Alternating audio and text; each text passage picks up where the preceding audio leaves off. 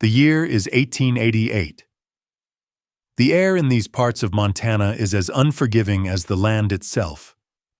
Dust hangs like a permanent shroud over the few scattered ranches, and the sun beats down with a merciless heat that cracks the earth and the men who work it. In this vast, silent world, men are defined by what they have and what they've lost. For Elias Thorne, all he had left was a crumbling homestead, a stubborn heart, and a dog named Jack. Elias Thorne was a man carved from the same hard rock as the mountains he lived amongst. His face was a map of every hardship, every failed harvest, every lonely night under a sky full of indifferent stars. He was in his early 50s, but his eyes held the weight of a man twice his age, a deep-seated sadness that had been there ever since his wife, Sarah, and their young son were taken by the fever a decade ago. The ranch, once a bustling home full of laughter and promise, was now a ghost town of broken fences and silent memories. He'd tried to sell, to leave, but the land held him captive, a beautiful, cruel reminder of everything he'd lost. The only solace he found was in the company of Jack, a scruffy, loyal mutt with eyes as intelligent and soulful as a human's. Jack wasn't just a dog. He was the last remaining thread connecting Elias to a world that had moved on without him. When Elias's old farmhouse finally collapsed under the weight of a harsh winter, he didn't weep or rage.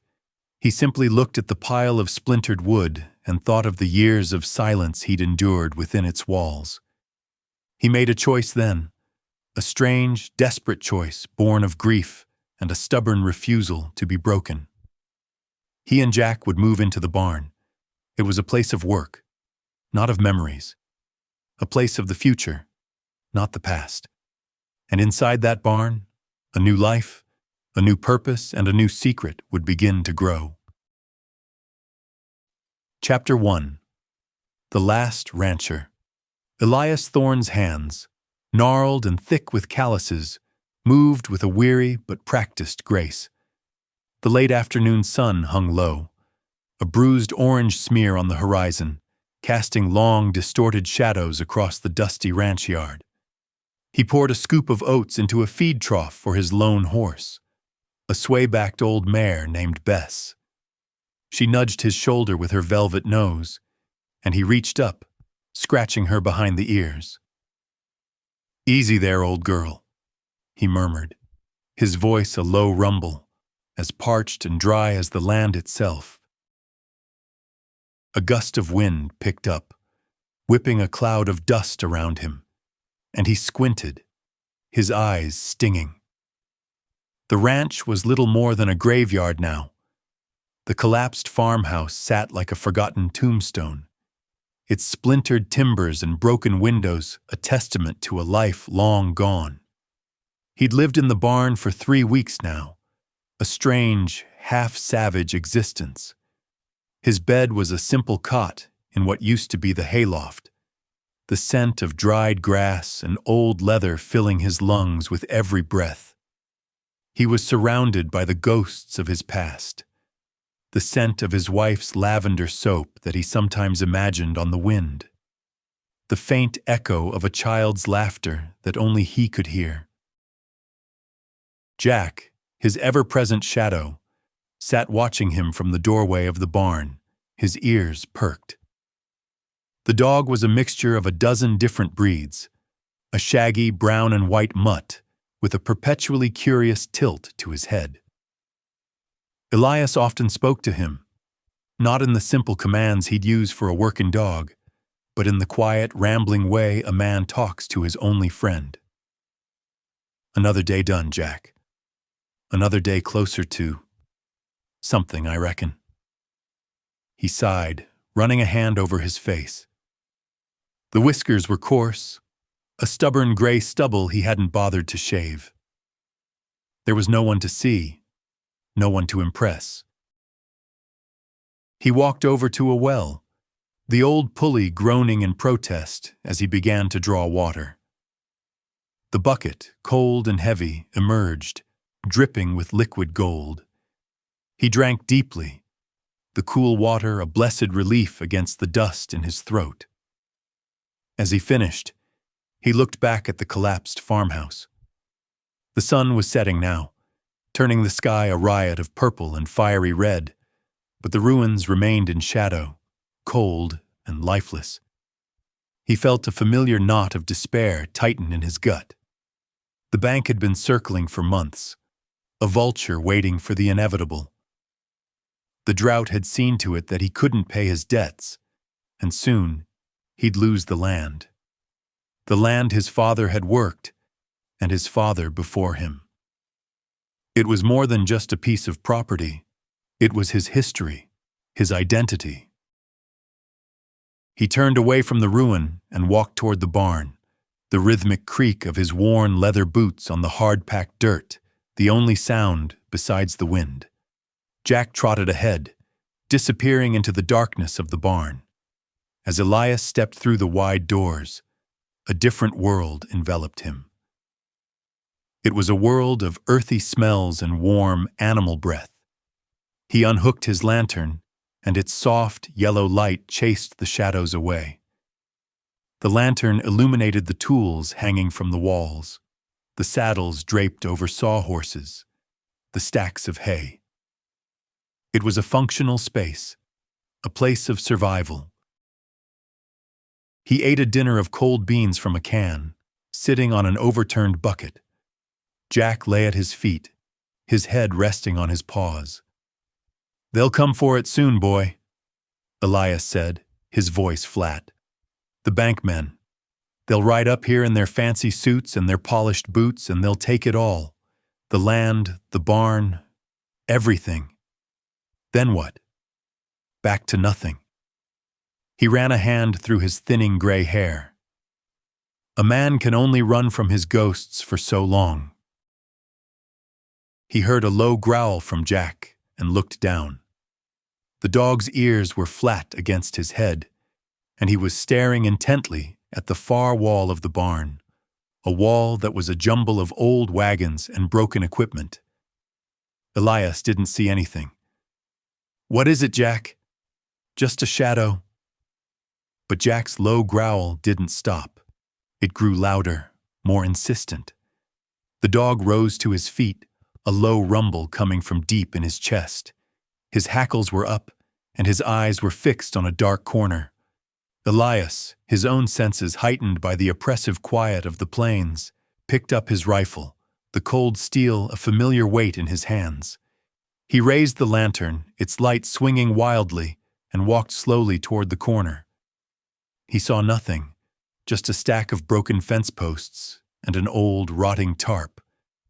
He lowered the rifle. "Nothing there, boy. Just your imagination." But as he turned to walk away, a glint of metal caught his eye. It was half buried under the tarp, a small, polished brass handle. It wasn't part of any of the old equipment he knew. He knelt down, his curiosity overcoming his weariness. He pulled at the tarp, revealing a small, stout wooden box, heavily weathered. The box was sealed, and the brass handle he'd seen was attached to a sturdy lock. His heart began to pound a little harder. Who would leave a locked box here? He thought of his father, a man who kept his secrets close to his chest. He took out his pocket knife, a blade worn thin from years of use, and tried to pry the lock open, but it wouldn't budge. He then tried to force the lid, but it was reinforced with iron bands and remained stubbornly shut. He was about to give up when his fingers brushed against something. A small, almost invisible inscription etched into the side of the box, just below the lock. It was a single letter. S. Sarah, his wife's name. A tremor ran through him. This wasn't his father's. It was hers. A secret from the life they had built together. He looked at the lock, and then at his reflection in the polished brass. He couldn't force it open. It had to be a key. He had to find the key. The bank men and the land could wait. For the first time in 10 years, he felt a flicker of hope, a spark of purpose that had nothing to do with survival, but with a past he thought was lost forever. He sat back on his heels, the lantern light dancing on his face, illuminating the lines of grief and loneliness. But for the first time in a decade, there was a new line on that face, one of unbridled curiosity. He had a mystery to solve, and it was one that belonged to him and him alone. Chapter 2. A Silent Partner. The lantern light cast long, dancing shadows as Elias Thorne knelt beside the mysterious box. He traced the single, elegant S etched into the wood, his thumb following its curves as if reading a language he'd long forgotten. He thought back to Sarah, to her small, private smiles and her deep, knowing eyes. She had always kept a part of herself, a secret garden of thoughts and feelings he hadn't been allowed to enter. Was this it? A piece of her he had never known? The thought filled him with a bitter mix of curiosity and a renewed sense of loss. He lifted the box, its weight surprising him. It wasn't empty. Whatever was inside shifted with a dull thud. Elias carried it over to his cot in the hayloft, Jack padding silently behind him. The old boards groaned under his weight as he climbed the ladder. He sat on the edge of the cot, the box resting on his knees. The moon, a pale sliver in the velvet black of the night sky, shone through a crack in the barn wall, casting a single beam of light on the lock. He tried the pry bar again, a small one he kept in his kit, but the lock held firm. It was a sturdy, well-made thing. "It's not meant to be forced, is it, boy?" he muttered to Jack, who had settled at the foot of the cot, his gaze fixed on the box. "It's a secret, and secrets need a key." Where would Sarah have hidden a key? He ran a hand over his face, thinking. Sarah wasn't a woman for grand gestures or obvious hiding spots. She was subtle, clever. He thought of the farmhouse, or what was left of it. He'd gone through the rubble 100 times, looking for anything salvageable. But he hadn't been looking for a small, easily missed key. He had been looking for memories, not answers. The house was a monument to their shared life, a life now fractured and scattered like the splintered wood. He suddenly felt a desperate need to go back, to search again, this time with a specific purpose. The sun was a fiery red orb on the horizon when Elias stepped out of the barn the next morning, a pickaxe and a small shovel slung over his shoulder. The air was cool and crisp, a welcome relief from the previous day's oppressive heat. Jack trotted beside him, his tail wagging with a renewed energy that matched Elias's own. As they approached the ruin, Elias felt a cold dread settle in his stomach. The collapsed walls and the shattered windows looked even more desolate in the harsh light of dawn. This was a place of ghosts, a place of pain, and he had to dig through it all again. He began his search in the kitchen, the heart of the home, where Sarah had spent so much of her time. He remembered the scent of baking bread, the sound of her humming a quiet tune as she worked. He carefully moved aside a charred piece of the wooden floor, the scent of burnt ash rising to his nostrils, a bitter, painful smell. He looked under what remained of the stove, in the crumbling pantry, sifting through broken dishes and rusted pots. Nothing. He moved to the living room, the place they had sat on quiet evenings, a small fire crackling in the fireplace. The hearth was a pile of broken bricks and soot. He thought of the small wooden clock that had sat on the mantel, its rhythmic tick-tock a constant presence in their lives. He knelt and began to dig, his hands moving slowly and deliberately. He found a half-buried photograph of a younger, smiling Elias and Sarah, their faces filled with a youthful optimism that seemed impossible now. He wiped the dust from it with a trembling hand, his throat tight with emotion. He placed it carefully in his pocket, a new kind of treasure to go with the one waiting in the barn.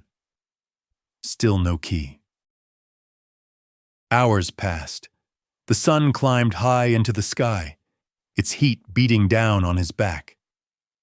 Elias was covered in dust and grime, his clothes stained with soot and earth. He was about to give up, to admit defeat, when he thought of their bedroom. It was the most private space, the most intimate. He pushed aside a heavy beam and began to sift through the wreckage. He found a small embroidered sampler Sarah had made, faded and torn. He ran his fingers over the stitches, a testament to her patience and love. Then, something else. A small wooden box, barely bigger than his palm, tucked into a corner of what used to be a wall shelf. It was still intact. He opened it, his heart pounding in his chest. Inside, nestled on a bed of old velvet, was a small, ornate brass key. It was tarnished and dull, but it was undoubtedly a key. He held it up to the light, and it seemed to hum with a quiet energy. He and Jack walked back to the barn in silence, a different kind of silence than the one they had become used to. This one wasn't born of emptiness, but of anticipation. Elias felt a nervous energy thrumming through his veins. What was in that box? He didn't dare hope for anything, but a part of him, the part that had been dormant for 10 years, was starting to awaken. Back in the barn, he climbed the ladder, the key clutched in his hand. He knelt before the box, his hands shaking slightly. He held the key up to the lock. It slid in perfectly, with a soft, satisfying click. He turned the key and the lock sprung open. He hesitated for a moment, his breath held in his chest. Then he lifted the lid. The sight that greeted him was not what he expected. It wasn't gold or jewels or old letters. The box was filled with papers, maps, and intricate drawings. They were all technical, detailed plans for something. The papers were yellowed with age, but the ink was still bold and clear. He picked up the first paper. It was a detailed drawing of an intricate irrigation system. He looked at another. It was a map of his own ranch, with strange markings he didn't recognize. He saw diagrams of gears and pumps, of water wheels and a system of troughs. And then he saw it. A single drawing, a blueprint labeled the sluice. It was a complex interlocking system of canals and gates designed to divert water from the nearby river. A project he had always dreamed of, but never had the money or the know-how to build. It was Sarah's. The S wasn't just for her name. It was for the secret she had been working on. He sat back, stunned. The plans were meticulous, detailed, and utterly brilliant. She had seen the coming drought, the failed crops, the empty well. She hadn't just stood by. She had been planning, working, hoping. His heart ached with a new kind of grief, one born of profound admiration. He had always seen her as the quiet, loving wife, the anchor of their home. But she was so much more. She was a partner, a visionary, a silent partner he had never known he had. He looked down at the plans, and for the first time in a decade, he felt a sense of purpose. This wasn't just a way to save his ranch. It was a way to honor her, to bring her dream to life. The lonely rancher and his loyal dog now had a new mission, a secret mission, to build a future out of the bones of the past. Chapter 3. The Ghost of the Past. Elias Thorne worked with a feverish intensity he hadn't felt in years. The dusty, detailed blueprints from the box were his guide, his new obsession. He spread them out on the dirt floor of the barn, weighing them down with rocks. The maps showed the precise locations for digging, the intricate flow of the sluice, and the spot where a small, unassuming pump house was meant to be built. His old life had been about survival, about scraping by. This new one was about building, about creating. Every swing of the pickaxe, every heave of the shovel, felt like a deliberate act against the crushing weight of the past. He started with the main canal, a long trench that was to connect to the river a quarter-mile away. The work was backbreaking. The earth was as hard as brick, baked by the relentless sun. His muscles ached, and his hands, already calloused, were now raw and blistered. But he didn't stop. He worked from before dawn until long after dusk, the rhythm of his labor a soothing balm to his long-suffering mind. The silence of the plains, once a source of his loneliness, was now filled with the sound of his efforts, the dull thud of the pick, the rhythmic scrape of the shovel, the grunt of his own exertion. Jack was his constant companion, sitting patiently at the edge of the growing trench, his ears perked, a silent guardian. One afternoon, as the sun beat down with its customary cruelty, Elias paused to wipe the sweat from his brow. He looked down the length of the growing trench, a stark line of freshly turned earth against the dry, cracked landscape. He thought of Sarah. Had she stood here imagining this? Had she felt the same desperate hope he was feeling now? He talked to her, a quiet conversation on the wind. "You were a fool, Sarah Thorne. A genius, but a fool. You should have told me. We could have done this together." But the words were heavy with a guilt he couldn't shake. He had been too consumed by his own grief to see her brilliance, too lost in his own sorrow to see the silent work she was doing to save them. He had been a man walled off by his own pain, and she had been the ghost in the machine, working in the shadows to build a future he hadn't known was possible. He was so engrossed in his work that he didn't hear the approach of a lone rider until the hoofbeats were almost upon him.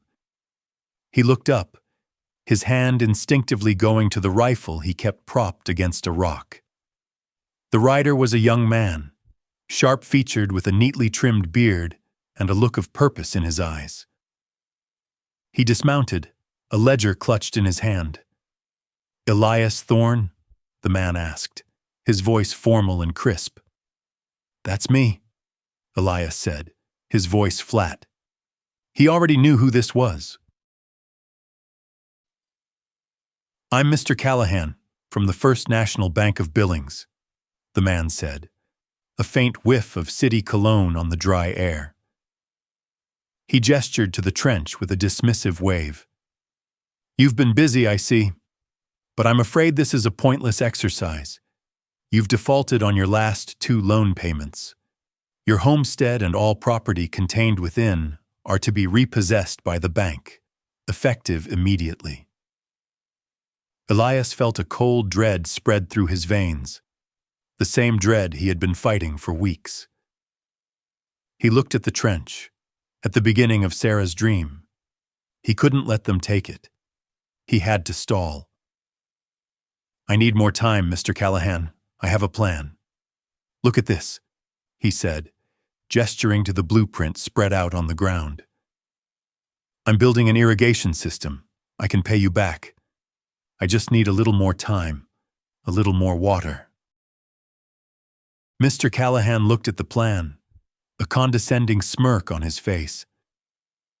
"Sir, with all due respect, this looks like the scribblings of a madman. And even if it were a viable plan, which it isn't, you don't have the materials, the labor, or the money to pull this off. Your wife's little drawings won't save you." The mention of Sarah's name, delivered with such callous disregard, was like a physical blow. "How did you know?" Elias began, but the banker cut him off. "We have our sources. People talk. A lonely rancher, a broken-down homestead, and a dog. It's a sad story, Mr. Thorne, but it doesn't change the numbers.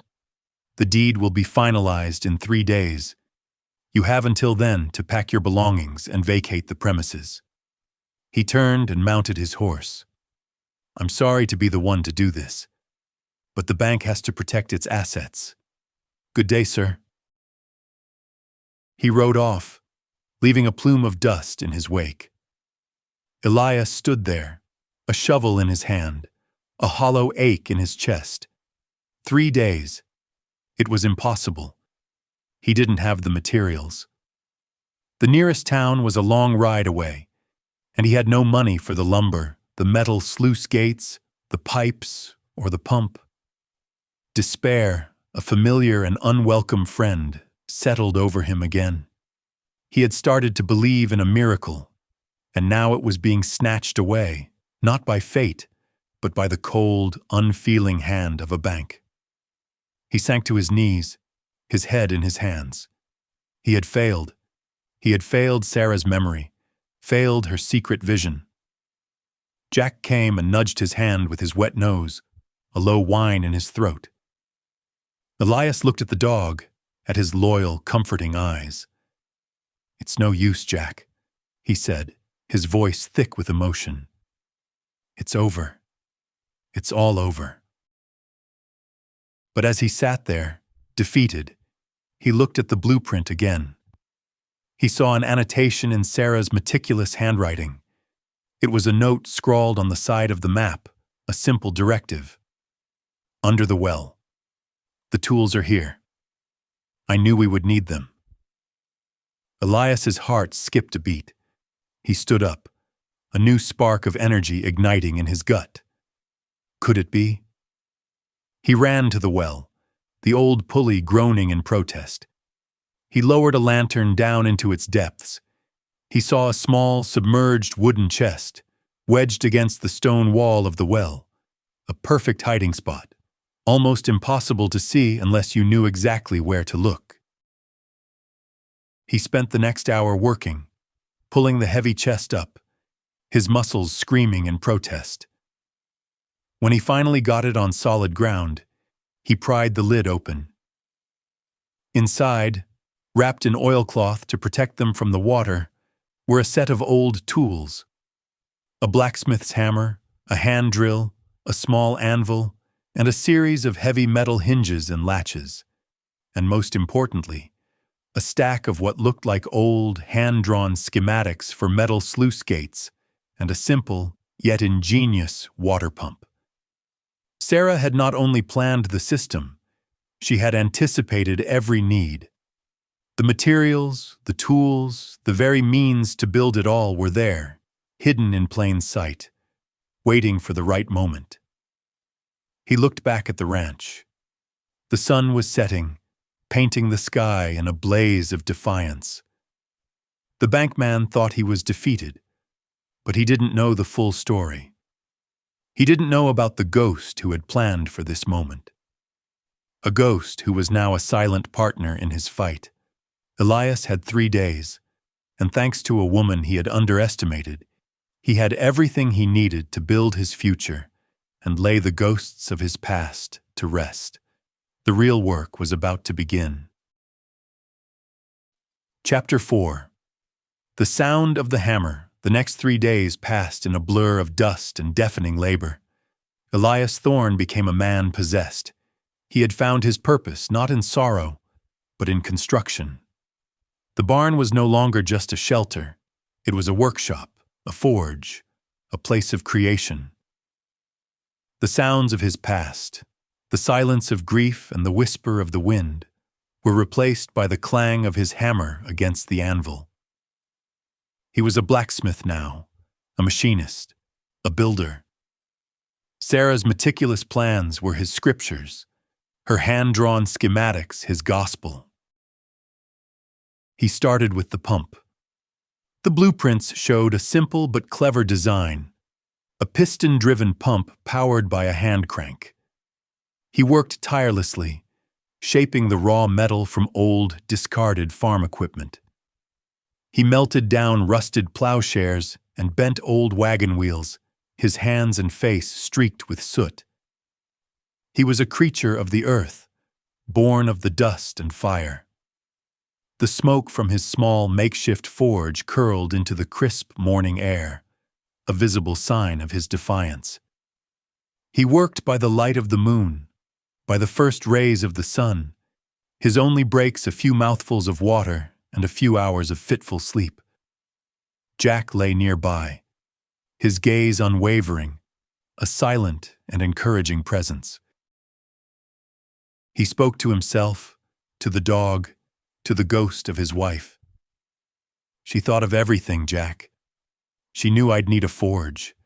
She knew I wouldn't have the money for a new pump. She knew.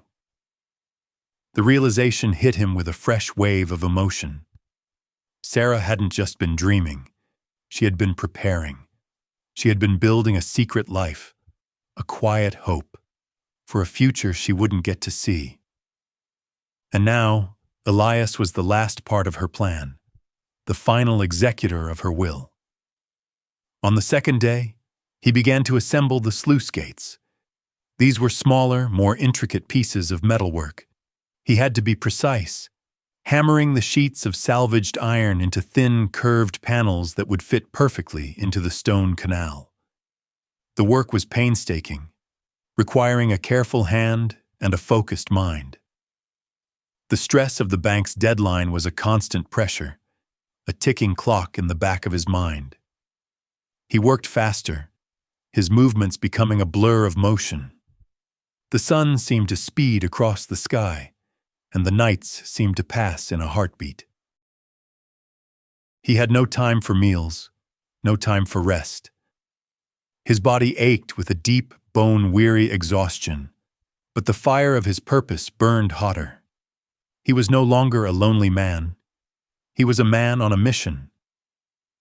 The loneliness was still there, a dull ache, but it was now overshadowed by the frantic energy of creation. He was a man with a partner, even if that partner was a ghost. On the morning of the third day, the day the bankmen were due to arrive, Elias finished the last sluice gate. He stood in the middle of the barn, his clothes torn, his hands bleeding, his face smudged with soot and sweat.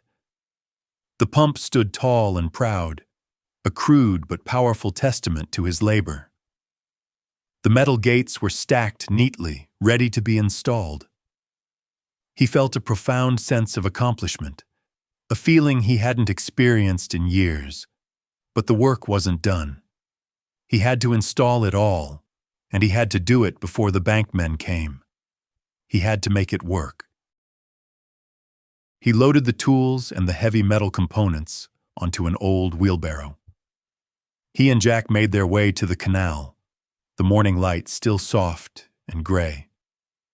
The trench was a long, dark scar on the landscape, a symbol of his desperate hope.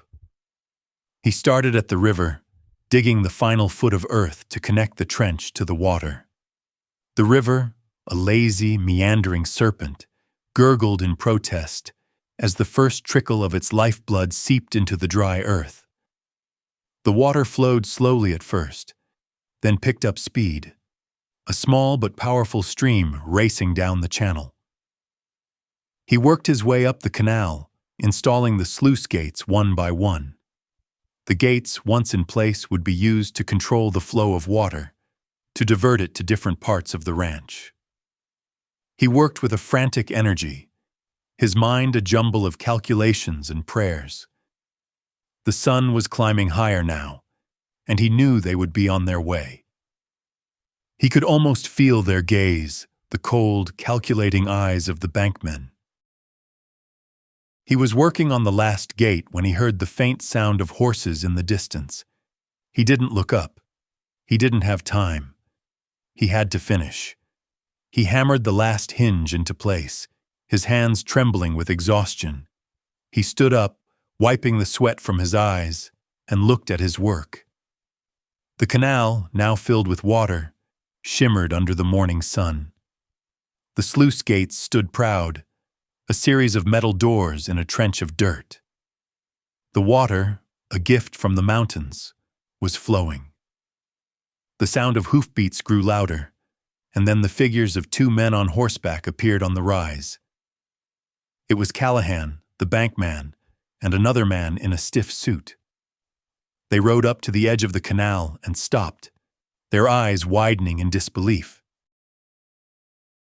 "Thorne, what is this?" Callahan said, his voice stripped of its earlier condescension and replaced with a bewildered sort of awe. He stared at the trench, at the water flowing into the parched earth. Elias walked over to them, his face impassive. He was tired, but he was not defeated. "It's an irrigation system, Mr. Callahan. I told you I had a plan." Callahan dismounted, walking along the edge of the trench, shaking his head. "Impossible. You had no money, no materials. How did you do this?" "I had everything I needed," Elias said, his voice low and steady. "I just had to find it." He didn't elaborate. The secret was his and Sarah's alone. He walked over to the final, most crucial piece of the system, the pump. It stood at the edge of the canal, a crude but functional contraption of his own making. He grabbed the hand crank and began to turn it. The pump groaned, a low, mechanical sound, and then, with a lurch, it began to draw water. The water shot out of a pipe and flowed into a series of smaller, secondary channels, spreading across the dry fields. The bankmen stood in silence, watching the impossible unfold before their eyes. The dusty fields, once barren and dead, were now being bathed in a life-giving stream of water. The sound of the pump, a rhythmic mechanical churning, was the sound of a new beginning, a sound that had not been heard on this land for 10 long, desolate years. Elias was a testament to his wife's secret legacy, a testament to her genius and her unwavering faith. He had built it, piece by piece, out of the ghost of his past, and in doing so, he had built a future for himself and the land he loved. The bankmen could no longer see a ruined ranch. They saw a miracle in the making. Chapter 5. Unspoken Promises. Elias Thorne stood beside his new pump, watching the water snake across the thirsty ground. The air, once thick with the smell of dust and sun-baked earth, now carried a faint, fresh scent of damp soil. The bankmen, Callahan and his silent companion, stood a few yards away, their expressions a mixture of shock and professional calculation. The arrogance from Callahan's earlier visit was gone, replaced by a kind of confused respect. He had come expecting to find a broken man and an empty homestead, but he had found a man working a miracle. "Mr. Thorne," Callahan said, clearing his throat. The crisp, formal tone was back, but now it held a grudging admiration. I have to admit, I've never seen anything like this. This is an engineering feat. The bank has never seen a client with this kind of dedication. We've been asked to seize a failed property, not a work in progress." Elias didn't answer right away. He simply watched the water, the sight of it a deeper satisfaction than any words could be. The green shoots of the new life he was bringing to the land were more important than a banker's sudden change of heart. He looked down at his raw, bleeding hands, a testament to his sleepless nights and tireless work. This wasn't about the bank. It was about Sarah. Finally, he looked up, meeting Callahan's gaze. "It's not finished, Mr. Callahan. Not by a long shot. But the water is flowing. The debt is there, but the promise of this land is back. Callahan nodded slowly, his eyes still fixed on the flowing water. The bank. Well, the bank is in the business of profit, Mr. Thorne. This changes the equation. An irrigated ranch is worth a great deal more than a dust bowl. We could perhaps restructure your loan, give you the time to finish this project. On the condition, of course, that we see a steady increase in output. A significant increase. The words were an olive branch, a lifeline tossed to a drowning man. But Elias didn't feel relief. He felt a quiet resolve. This was a gift from his wife, not a negotiation with a bank. He wasn't doing this for profit. He was doing it for her. He looked over at the collapsed farmhouse, its ruins now seeming less like a grave and more like a foundation. I won't be paying with money, Mr. Callahan, Elias said, his voice firm and unwavering. I'll be paying with what this land provides. This system, this whole ranch, is my payment. You'll get your money back, but it won't come from a new loan. It'll come from the grain this water grows, from the cattle this grass feeds. Callahan's eyes widened slightly. This wasn't a man begging for mercy. This was a man setting the terms. He was a rancher, not a beggar. The man in the fine suit was clearly out of his depth. He looked at the other banker, a silent question passing between them. We'll have to discuss this with the board, Mr. Thorne. We've never made such an unconventional deal before. The bank prefers cold, hard cash. Chirtikaita. Then you'll have to settle for something else, Mr. Callahan, Elias said, a faint smile touching his lips for the first time in months. Because this land and we're done with being in debt. We're going to produce, and you'll see a return on your investment you never thought possible. The two bankers lingered for another half an hour, their conversation a low murmur as they walked the length of the new canal. They took notes, their faces serious and contemplative. When they finally mounted their horses to leave, Callahan stopped and looked back at Elias. We'll send a representative to discuss the new terms, Mr. Thorne. This is a testament to the human spirit and to your wife's vision.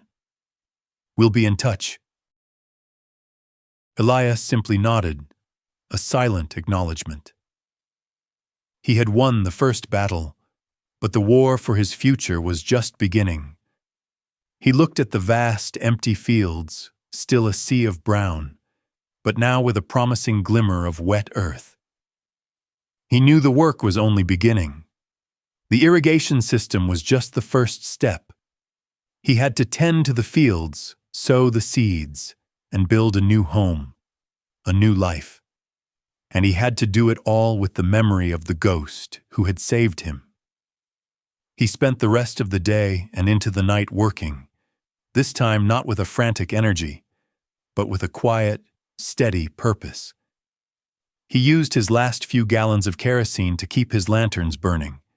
He worked the soil, preparing the ground for the seeds he would have to acquire. He looked at the blueprints again and saw that Sarah had also sketched plans for a small, functional house, a single-room dwelling built on a rock foundation near the barn. He saw a small note scrawled in her hand. A new beginning. He was no longer building to survive. He was building to live. He had an unspoken promise to keep. He and Jack were no longer just a lonely man and his dog. They were the architects of a new legacy, a living testament to a woman who had planned for a future she wouldn't see. The scent of damp earth and the rhythmic creak of the pump were the sounds of that promise being fulfilled. And in the quiet of the night, as he sat by the light of his lantern, his dog Jack at his feet, he looked at the ruins of his old life and felt, for the first time in a decade, not a sense of profound loss, but a quiet, enduring sense of hope. The ghost of the past had finally become the silent partner of his future. Chapter 6. The Visitor. The days that followed were a steady rhythm of hard work and quiet solitude. Elias worked from sunup to sundown, his life now a predictable cycle of digging, building, and maintaining the new irrigation system. The sluice gates were adjusted with the turn of a crank, directing the water to different parts of the field. The pump, a crude but efficient marvel, hummed with a low, mechanical song. The dusty earth, once a uniform brown, was now a mosaic of light and dark, wet and dry. He had planted his first crop of winter wheat, using the last of his salvaged seeds. The work was endless, but it was a good kind of endless, the kind that filled a man with a sense of purpose. He was no longer a man running from his past. He was a man building a future. One afternoon, as the sun hung high in the sky, a sound broke the peaceful monotony of the ranch. It wasn't the familiar rhythm of the wind or the hum of the pump. It was the sound of a wagon, its wheels groaning as it made its way down the long, dirt road leading to his homestead. Jack, who had been dozing in a patch of shade, rose to his feet, a low growl rumbling in his chest. Elias straightened, wiping the sweat from his brow with the back of his hand. He hadn't seen a stranger on his land in years, not since his wife and son had passed. He walked out to the edge of the road, his rifle still propped against a fence post, a silent and necessary precaution in these parts. The wagon pulled to a stop, and a figure emerged from the driver's seat. It was a woman, a young woman, her face partially obscured by the wide brim of a straw hat. She was dressed in a simple but clean calico dress, and her hands, clasped on the reins, looked small but capable. "Afternoon," the woman said, her voice clear and gentle, a stark contrast to the harsh, dry air. "You must be Mr. Thorne." Elias nodded, his expression guarded. "I am. And you are?" She smiled, a simple, warm gesture that seemed to chase away some of the dust and tension. "My name is Eleanor Vance. I'm a reporter for the Billings Chronicle. I heard a remarkable story about this place, about what you've built." Elias felt a flash of irritation. He had worked in anonymity, his grief and his hope a private matter. He had no desire for a reporter or anyone else to pry into his life. He wanted to be left alone to work, to build, to live out his new life in peace. "There's nothing to see here, ma'am. Just a man doing his work." Eleanor didn't seem to be deterred. She dismounted from the wagon, her movements graceful and confident. "With all due respect, sir, I've heard different. They say you have water flowing in your fields, in the middle of a drought that's killed ranches for 100 miles in every direction.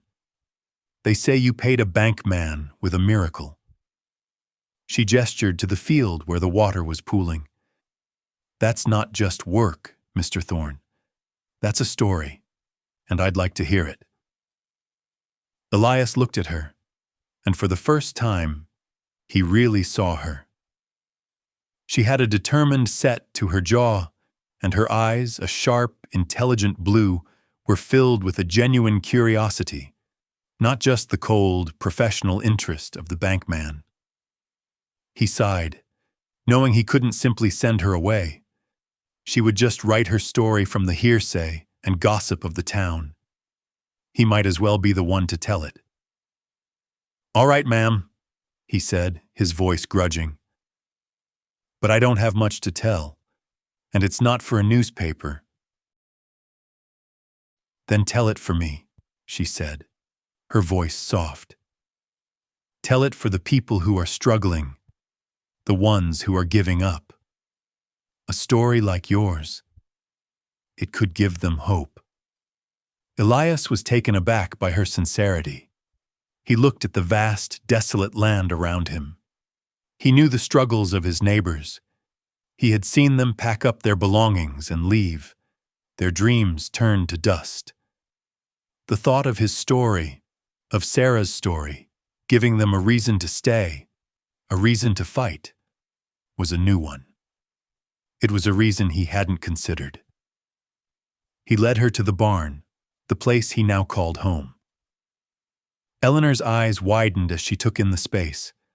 The workbenches, the forge, the blueprints from Sarah's box still spread out on the ground, their edges frayed. She looked at his hands, at the calluses and the scars, and then she looked at the detailed drawings on the papers. This is incredible. You did all this yourself? Elias nodded, his gaze fixed on the papers. It wasn't just me. It was a team effort. He hesitated, then looked at her.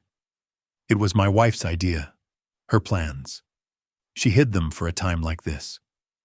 Eleanor's expression softened. She knelt down, running a finger over the elegant S on the first page. She was a visionary, a secret visionary.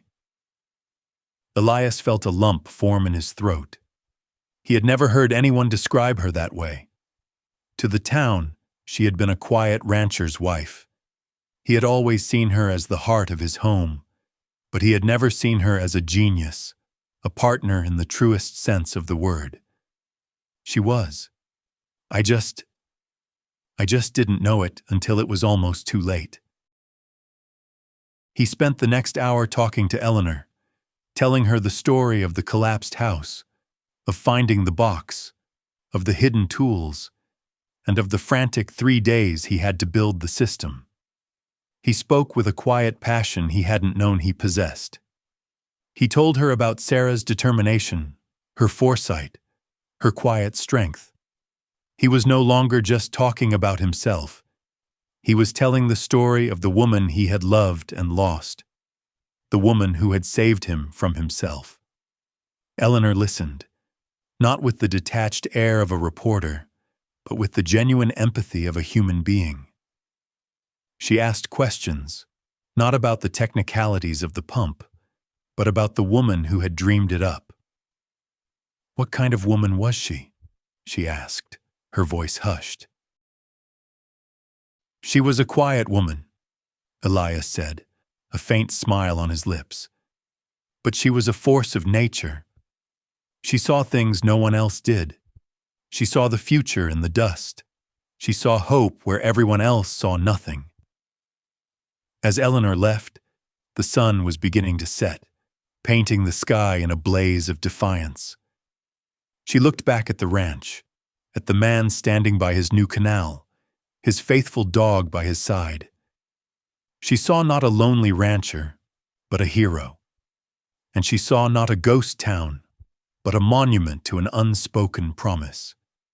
She had her story, and it was a story of hope, of resilience, of a secret love that had saved a man and his land.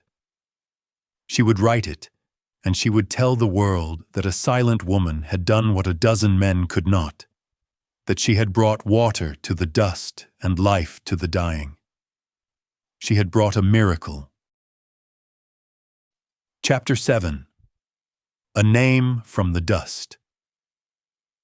The article appeared in the Billings Chronicle a week later. Elias didn't go to town, but his neighbor, a grizzled old man named Walter, rode out to his ranch and handed him a folded-up newspaper.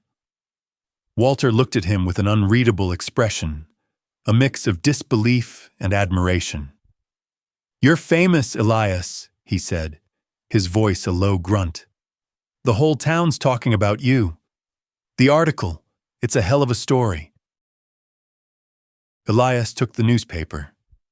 The headline, in bold black letters, screamed, "A rancher's miracle, lonely man brings water to the dust." He opened the paper and began to read, his eyes scanning the words. The article wasn't about him, not really. It was about Sarah. Eleanor had written a beautiful, powerful piece about a woman's secret legacy, about her foresight and quiet genius.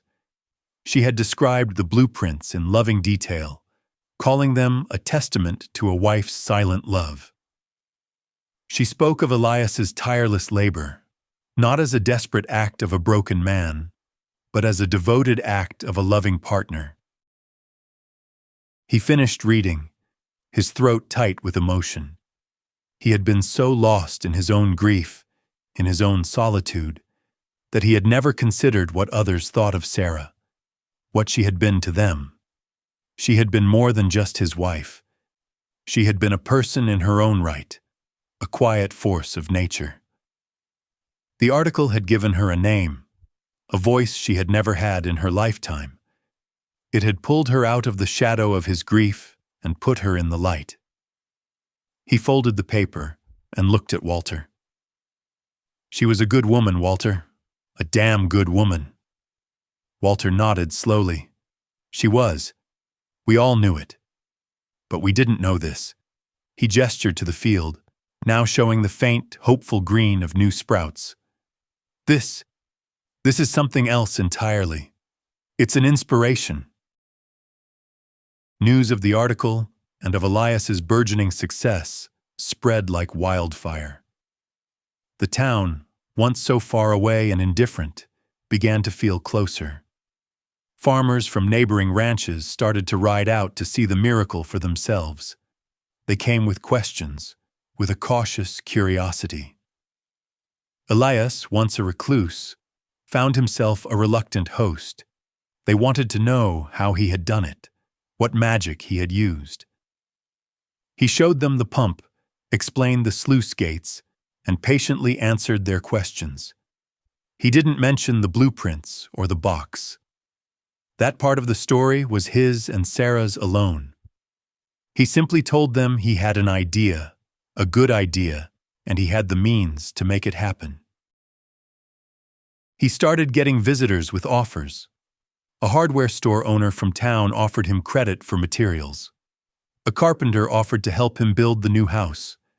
A group of men from a neighboring ranch offered their labor in exchange for a few hours of water from his system for their thirsty cattle. Elias, who had been a man without neighbors, suddenly had a community. He was no longer an island of grief. He was a beacon of hope. But not everyone was a friend. The article had also brought attention to the bank's decision. The townsfolk were buzzing with the story of the banker who had come to seize the land and had been turned away by a miracle. Elias was a local hero, and the bank, in turn, was seen as a villain. The bank men, particularly Mr. Callahan, did not take this well. A few days after the article, a different man rode out to the ranch, a heavy-set man with a sour face and a no-nonsense demeanor. "Mr. Thorne, my name is Arthur Finch," the man said, his voice thick with a simmering anger. "I am a senior representative from the First National Bank of Billings. I am here to correct a gross misrepresentation that has been printed in the newspaper and spread by your recent visitors." Elias didn't like the look of the man. He was all business, no humanity. He felt a familiar knot of dread tighten in his gut. "I have a deal with Mr. Callahan," Elias said, his voice calm. "We're working things out." "Mr. Callahan's authority has been temporarily suspended," Finch said, his voice cold. "He acted outside of bank policy. The bank does not make deals based on irrigation systems and future profits. We make deals based on collateral and cold, hard cash. And the fact is, Mr. Thorne, you are in default. We are here to foreclose on this property." Elias felt a cold fury rise up in him. He had fought so hard, worked so tirelessly, only to be met with the same old, unfeeling greed. "You can't do that," he said, his voice low and dangerous. "I've started my crop. I'll have the money. You just need to give me time." Time has run out, Finch said, a cruel smirk on his face. We have an interested party, a development company that is very interested in this land, particularly because of its new water source. They've made an offer we can't refuse. He held out a paper. This is the final notice. You have until the end of the week to vacate the premises. The bank has made its decision. He and his companion, a burly man with a scowl, turned to leave. Elias stood there, stunned. They were going to take it all. The land, the water, his hope, his future, and they were going to sell it to someone else, to a company that would build something he didn't know or care about. He had fought so hard against a ghost and won, only to be faced with a real, live enemy he couldn't fight. He was a lonely man again, and his dog and the ghost of his wife were his only allies. He was defeated. He had won the battle, but he had lost the war. The sun beat down on his face, but for the first time in a long time, he felt a chill creep into his bones. Chapter 8. The Shadow in the Town. Elias Thorne rode into the town of Redemption with a heavy heart. The dust from the road clung to his clothes and coated his face, a physical manifestation of the despair he felt. He had ignored the new bank representative's demand for 2 days, a man named Arthur Finch, hoping against hope that the first agreement with Mr. Callahan would somehow hold. But Finch had sent a second, more threatening notice by way of a town rider. This was a different kind of man, a different kind of threat. There was no room for discussion or sentiment. The bank was a machine, and Finch was its cold, unfeeling operator. As he rode into town, he was met with a series of nods and respectful greetings. The townspeople, who had once ignored him, now saw him as a local hero, a man who had stared down a giant and won. They didn't know he had been defeated. He saw the admiration in their eyes, and it felt like a heavy weight, a responsibility he no longer felt he could bear. They believed in his miracle, in his defiance, and he had come to the humbling realization that it was all for naught. He tied his horse, Bess, to the rail outside the general store and went inside. The store owner, a kind man named Silas, greeted him with a warm smile. "Elias, good to see you. The whole town's still buzzing about you. You're a legend, my friend. A real legend." "The legend's about to lose his land, Silas," Elias said, his voice flat. He took a sack of flour from a shelf and a few cans of beans, placing them on the counter. "I need these. Put them on my account." Silas's smile faltered. "What do you mean? What about the bank? I thought you and Callahan had a deal." "Callahan's out," Elias said, the bitterness heavy on his tongue. "A man named Finch is in. He's a different kind of snake. They're foreclosing. The land is to be sold to a development company." Silas's face fell. He looked at Elias with a pity that Elias couldn't stand. "I'm so sorry, Elias. After all that work, after all the hope you gave us, it's not right." He put the sack of flour back on the shelf, a silent message that he couldn't extend credit to a man about to lose everything. Elias understood. He didn't blame him.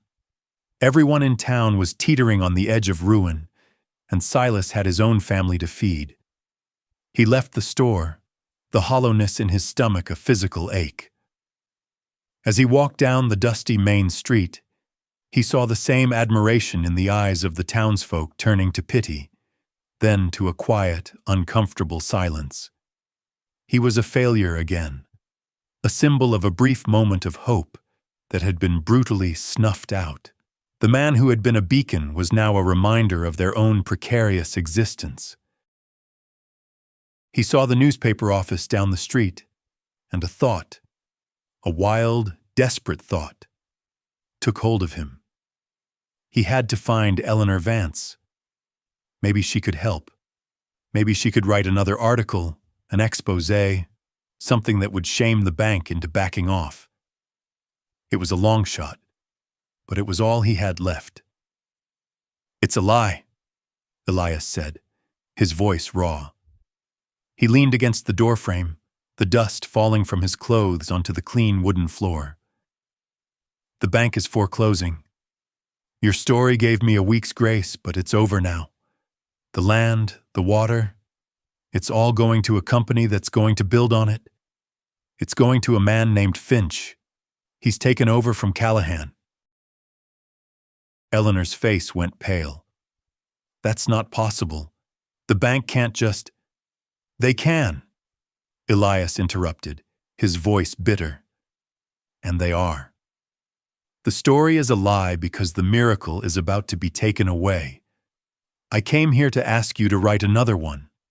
A story about a bank, a heartless bank, that's crushing a man and his land and all the hope you wrote about." Eleanor stood up, her jaw set. "I'll write it, and I'll make sure it runs on the front page. But a story might not be enough. They'll have a legal right to it." She walked over to a map of the area tacked to the wall, her finger tracing a series of lines. "A development company, you say? The only one looking to buy land in this region is the Red Rock Development Company. I've been doing some research on them. They're a quiet operation, but they're buying up every piece of property with water access. And the man who runs it, he's a ghost. No one ever sees him. He sends representatives to do all his dirty work." Elias felt a chill run down his spine. The description sounded eerily familiar. "A man named Finch," he said, his voice almost a whisper. "He said the land was to be sold to a development company." "Finch is a lawyer, a ruthless one," Eleanor said, her eyes narrowed in thought. "He represents the company in all their dealings, the Red Rock Development Company, and their legal counsel. I have to look this up." She began to rummage through a pile of papers on her desk, her movements frantic. She found a ledger, a list of names. She ran her finger down the list, her eyes scanning the print. Here it is. Red Rock Development Company, owner, an investor. The owner's name is not listed, but the legal counsel is. A man named Thomas Finch. She looked at Elias, her eyes wide with a new kind of understanding. "And the bank? First National Bank of Billings. Thomas Finch is on the board of directors. He's not just a representative, Elias. He's the one pulling the strings. He's been using the bank to seize the land that his own company wants to develop." The truth hit Elias with the force of a physical blow. It wasn't about him. It wasn't about the debt. It was about greed. They had planned this all along, used his misfortune to their advantage. The bank had been a pawn, and he had been a victim. Finch wasn't just a snake. He was a master manipulator, a shadow in the town, a ghost who pulled all the strings from a safe distance. He had taken his land from him, not through honest business, but through a cold, calculated betrayal. Elias felt the anger, a deep, burning furnace of rage, rise up inside him. This wasn't just a business transaction anymore. It was personal. This man, this ghost named Finch, had not only taken his land, he had desecrated the memory of his wife, the memory of her foresight and her love. The time for despair was over. Now was the time for a fight. He looked at Eleanor, his gaze hard and determined. "He may be a ghost, but he has a name," Elias said, his voice a low, dangerous rumble. "And I'm going to make sure the world knows it." He had a new purpose now, a new mission, and he would not rest until the shadow in the town was exposed. Chapter 9. The Reckoning. Elias Thorne walked out of the newspaper office, the cold fury still burning in his gut. The sun beat down on the dusty main street of Redemption, but he felt a cold chill. The revelation that the man behind the foreclosure was also the man behind the development company, a man who sat on the bank's board of directors, had turned his world on its head. This wasn't a matter of business. It was a matter of principle. It was a fight against corruption, a fight for what was right. He had been a lonely man, a man of the earth, and he was being brought to his knees by a man in a city, a man who dealt in paper and lies. He didn't go back to the ranch. He didn't have a plan, but he had a new purpose, and it was driving him forward. He walked down the street, his eyes scanning the storefronts, a grim determination on his face. He found the bank, a small, unremarkable building with a sign that read, First National Bank of Billings, Redemption Branch. He walked inside. The air was cool and smelled of paper and ink. He saw the new representative, Arthur Finch, sitting at a large oak desk, his face a mask of cold efficiency. Finch looked up, a look of annoyance on his face. I told you, Mr. Thorne. The matter is closed. We've given you the notice. You have until the end of the week. There is nothing more to discuss. Elias walked right up to the desk, his hands clenched into fists. We have plenty to discuss, Mr. Finch. You and I know who you are. I know what you're doing. Finch's face remained impassive, but his eyes narrowed slightly. I'm afraid I don't know what you're talking about, sir. I'm a bank representative, and I'm here to do my job.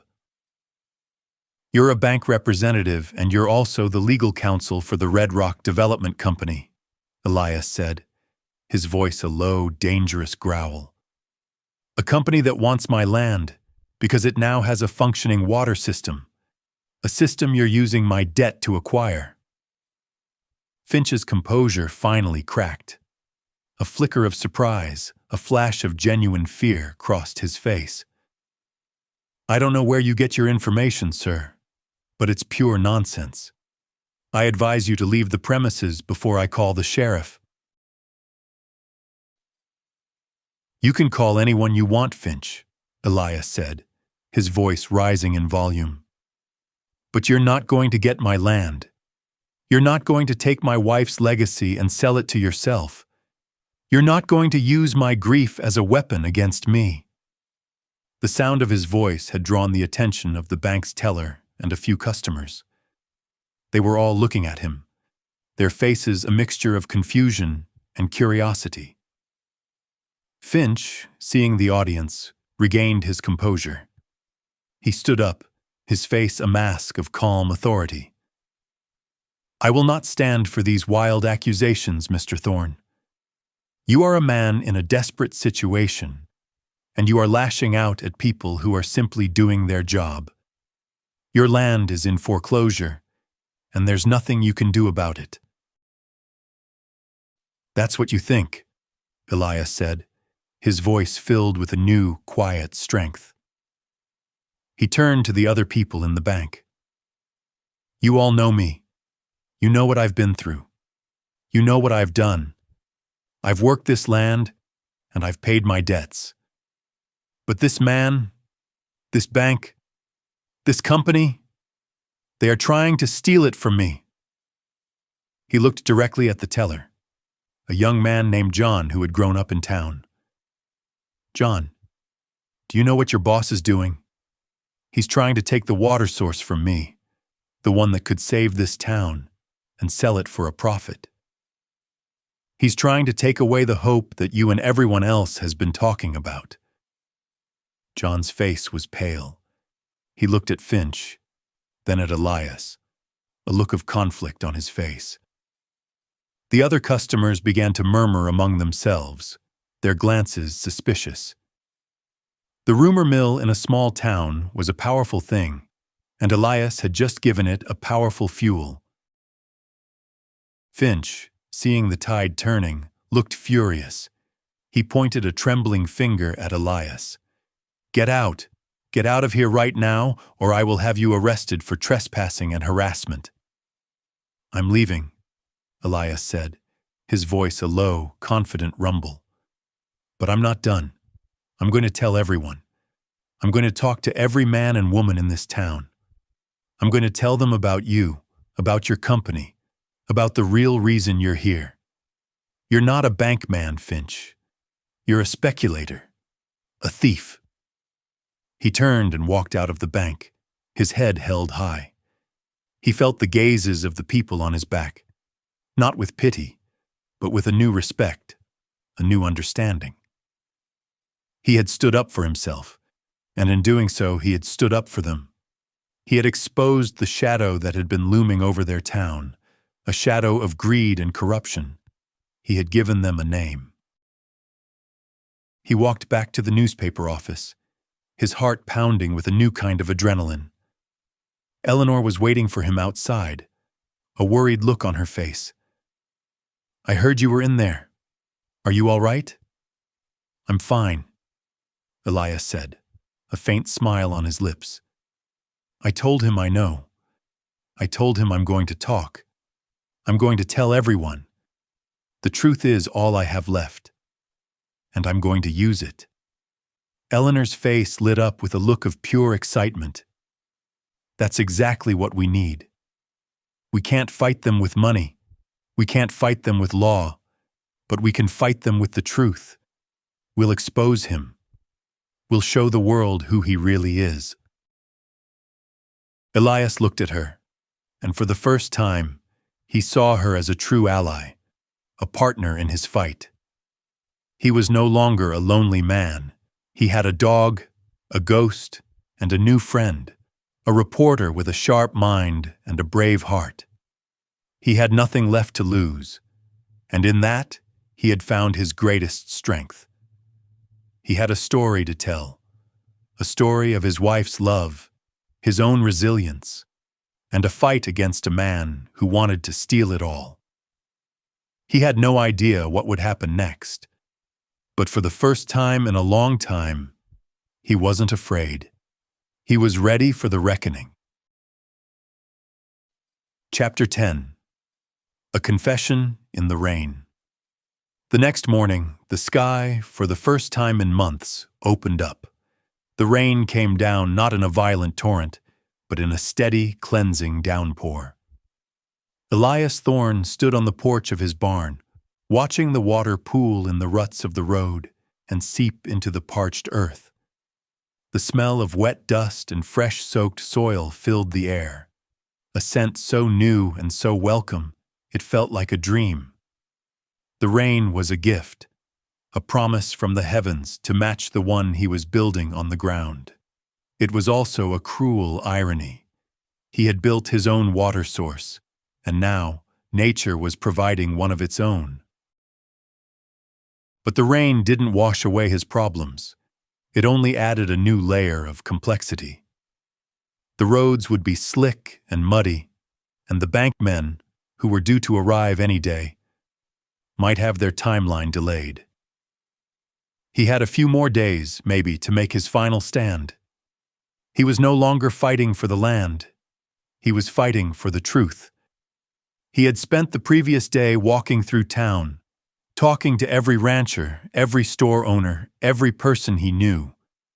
He told them about Arthur Finch, about the Red Rock Development Company, about the deep-seated corruption that was trying to steal his land. Some listened with skepticism, but many more listened with a dawning look of recognition. They knew the signs of a powerful man trying to take advantage of the weak. They had seen it happen before. His new ally, Eleanor, had been working tirelessly. She had been taking notes, writing a new article, a different kind of story, one not about a miracle, but about a villain.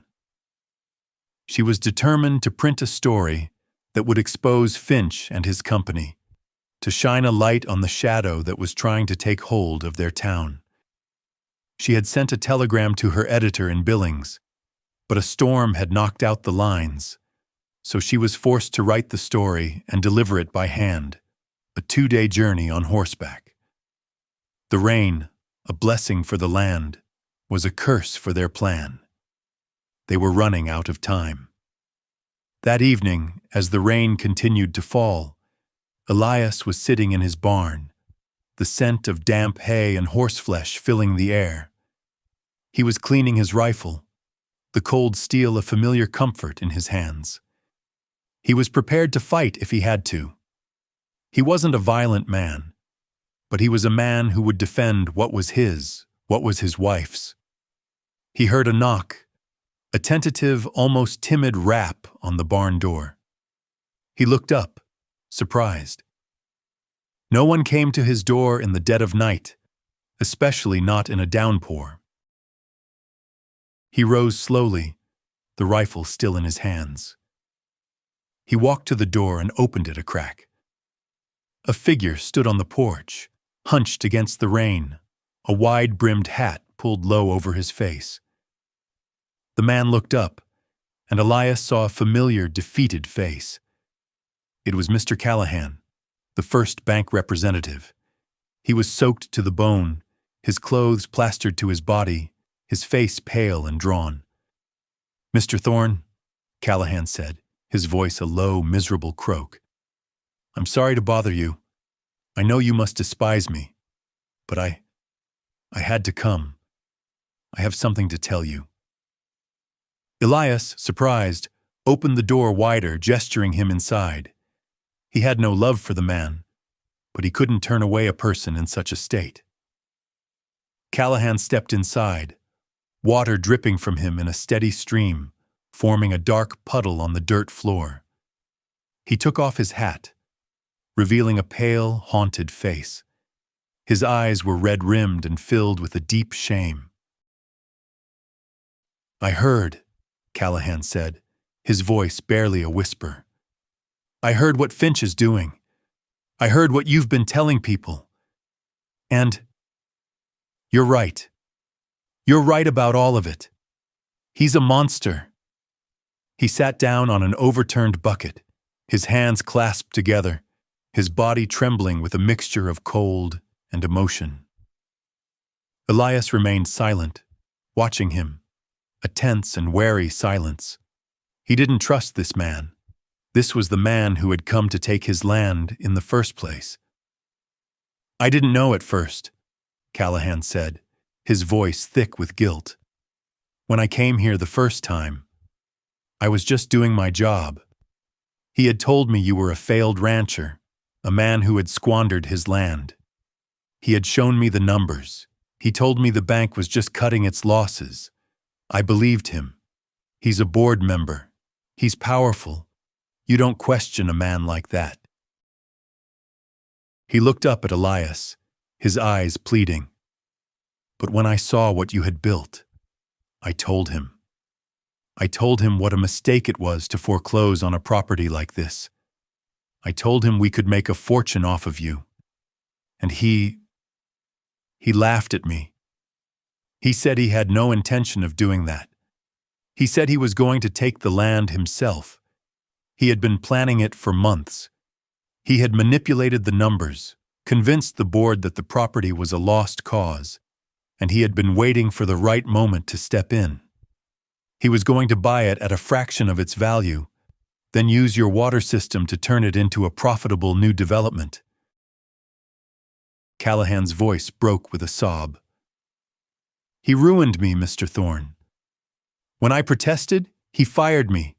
He threatened to ruin my name in the banking industry. He's a ruthless man, and he's not just after your land.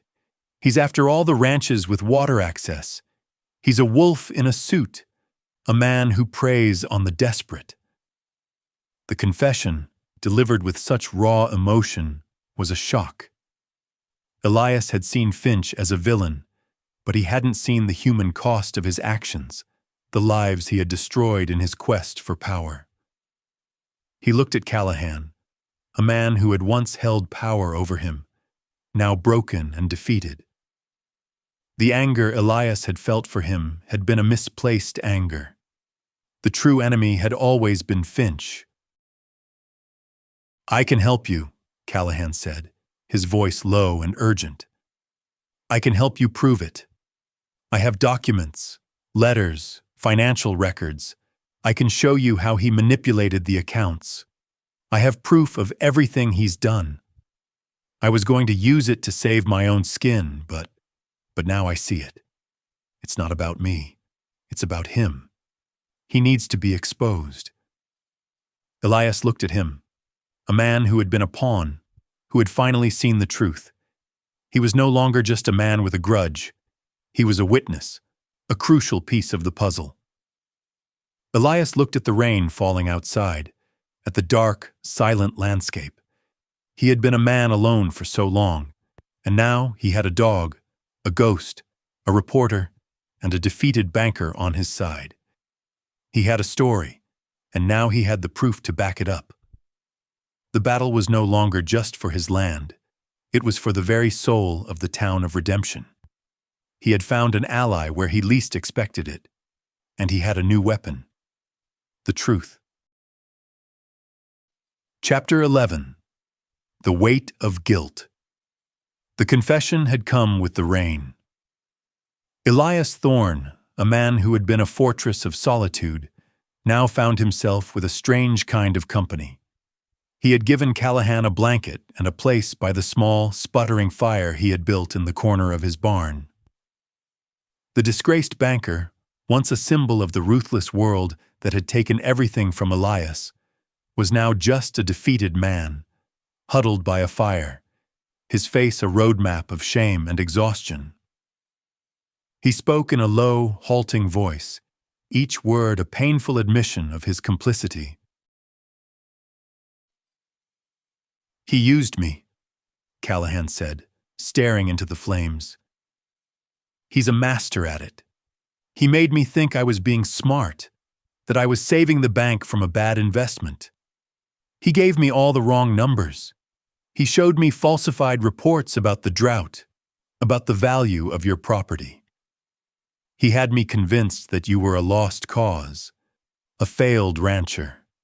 And I was so busy trying to please him, trying to climb the ladder, that I didn't question anything. I didn't see the truth right in front of my face." He looked at Elias, a desperate plea in his eyes. "When I saw the water flowing, I realized my mistake. I went back to him and told him he was wrong, and that's when he let the mask slip. He told me he owned the development company, that he had been planning this for months. He fired me on the spot and threatened to ruin my name in every banking house in the state if I spoke a word. He's a monster, Elias, a monster in a suit." Elias listened, his own anger giving way to a new kind of understanding. He had been so focused on his own pain, his own loss, that he had seen Callahan as a part of the system that had wronged him. But Callahan was a victim too, a pawn in a larger, more sinister game. The real enemy was the ghost, the shadow named Arthur Finch. "Where are these documents?" Elias asked, his voice low and calm. "The ones that prove it all?" Callahan shivered, his teeth chattering. "They're in a lockbox, in my office. I hid them after he fired me. I was going to use them as leverage, to save myself. But I can't live with the guilt, Elias. I can't. I was part of it. I came out here, and I looked a good man in the face, and I told him I was going to take everything he had worked for. I'm just as much to blame as he is, maybe more." "No," Elias said, his voice firm. "You're not. You were a pawn. The man pulling the strings is the one to blame. He knew what he was doing. You didn't. Now, you've come out here in the middle of a storm, a defeated man, to tell a stranger the truth. That takes courage. That makes you a better man than he will ever be." The simple words of forgiveness, of absolution, seemed to break something in Callahan. He buried his face in his hands and wept, his body shaking with the raw, emotional weight of his guilt. The sound of a grown man crying, of a man's broken spirit, was a sound Elias had never heard before. Not from anyone but himself. He felt a quiet empathy for the man. He knew what it was like to be consumed by sorrow, by shame, by a sense of profound failure. The rain continued to fall, a steady, relentless rhythm on the tin roof. Elias sat with Callahan for hours, not speaking, just listening to the quiet sound of his grief. He thought of his own long years of sorrow, of the loneliness that had been his constant companion. He had thought he was alone, a man against the world. But now he saw that the world was full of men like him, men who had been broken by circumstances, by bad luck, by the cold hand of greed. He finally stood up and walked to a small box he kept on a shelf, a box filled with his wife's things. He took out a small, faded photograph. It was a picture of Sarah, her hair pulled back in a simple braid, a gentle smile on her lips. He looked at it for a long moment, then held it out to Callahan. "This is Sarah," he said, his voice soft. "She's the reason I have this irrigation system. She's the reason I'm not a defeated man. She's the reason I'm not afraid. She planned all of this in secret. She hid everything from me. She knew. She knew the drought was coming. She knew the bank would come for us. And she worked, in secret, to build a future she knew she wouldn't see. She didn't trust anyone but herself. And now, she's saved me." Callahan took the photograph, his hands trembling. He looked at the face of a woman he had never met, a face filled with a quiet strength that he had only now come to understand. "She's a remarkable woman," he whispered. "You're a lucky man to have known her." "I am," Elias said, a faint smile on his lips.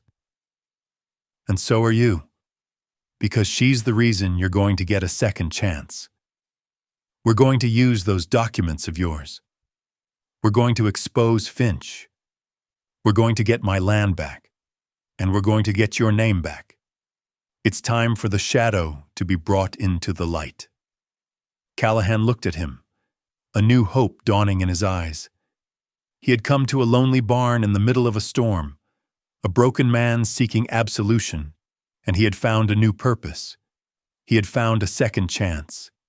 He had found a man who, despite all he had lost, was willing to forgive and to fight, not just for himself, but for a truth that was bigger than any one man.